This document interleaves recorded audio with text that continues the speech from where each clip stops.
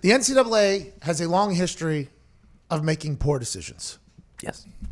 I understand that the NCAA has a purpose. I understand that the governing body of a student athletic league has some sort of importance. Now, back in the day, they sold their right to declare a champion in Division I football to the BCS.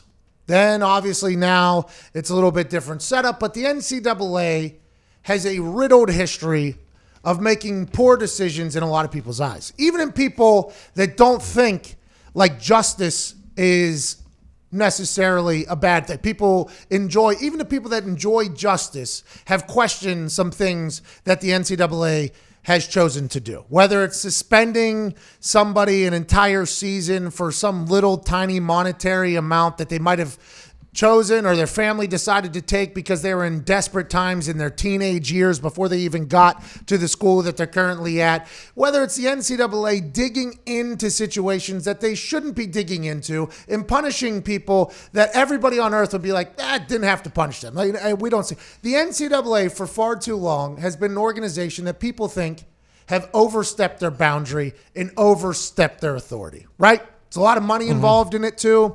So whenever they make decisions, everybody's automatically going to assume they're strictly making that decision to get more money in their own pockets. It's just like everything that they've done for a long, long time has been met with a lot of skepticism.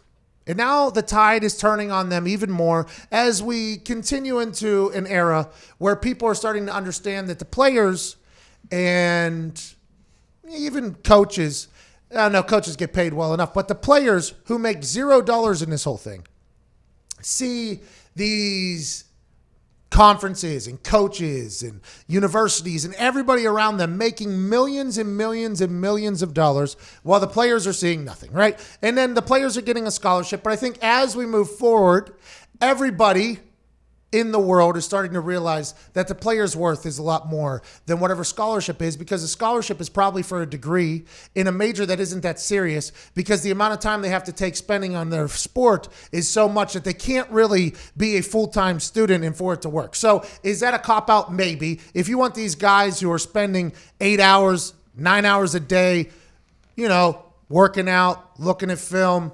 practicing, studying, and then also have a full-time major that's worth a single damn. Whenever you see how the rest of college is going for people are getting in debt and never being able to get out of it. So I understand that the scholarship's a big deal, but the degree they're getting isn't worth a damn. So if they don't make it to the NFL, they're going to end up doing nothing with their life. Or if that's just something that is a very common occurrence. So whenever the NCAA punishes somebody for it, they think it's stupid. Now, obviously, players in the next couple years are going to figure out a way to make money off of their names and things like that, which is a good step in the right direction. That was instituted by a government official in California that the NCAA has had to adapt to, but it's still a step in the right direction. I think what happened with Trevor Lawrence's GoFundMe with his girlfriend is another step in the right direction from the people at the NCAA. The people at the NCAA, I think, showed a little bit of self-awareness, knowing that this is unprecedented times with a worldwide pandemic, and our biggest star wanted to raise... He's the biggest star that they have. Yeah, for sure. By far. I mean, he's going to be the number one pick in the draft.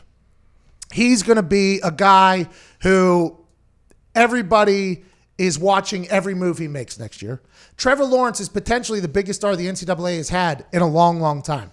National championship, obviously, freshman year. Last year, loses in the national championship. Coming back now with a stacked team. Probably going to go back to the national championship. He's their biggest star, biggest name. Going to go down as one of the greatest college football players of all time already, regardless of what he does next year. He has come out and wanted to raise money for coronavirus victims of this whole thing.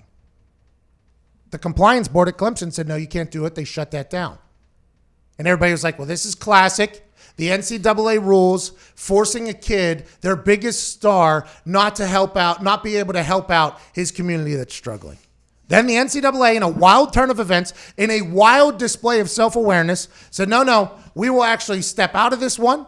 We want him to do that. I assume they'll be monitoring the account so that no money's getting siphoned off the top by Trevor or his girlfriend. I assume they'll be in it. But I think this is finally a step in the right direction. Now, there's still a lot wrong with the NCAA. I think a stipend a little bit more than what a scholarship's given is something that a lot of these players have earned, both the women and the men, who generate a lot of cash and interest in their schools by upping the amount of people that want to go to school there, the checks that are coming in school. I think there's a lot more for the NCAA to do, but I think this was a step in the right direction. And to be honest, I'm kind of happy for them for finally, admitting and acknowledging that their players can be good for the world outside of just being a number on a football field that they sell their jersey without their names on the top of it. Yeah, and we completely understand the actual rule, because crowdfunding is just a way for boosters to easily dump thousands and thousands of dollars to a single player.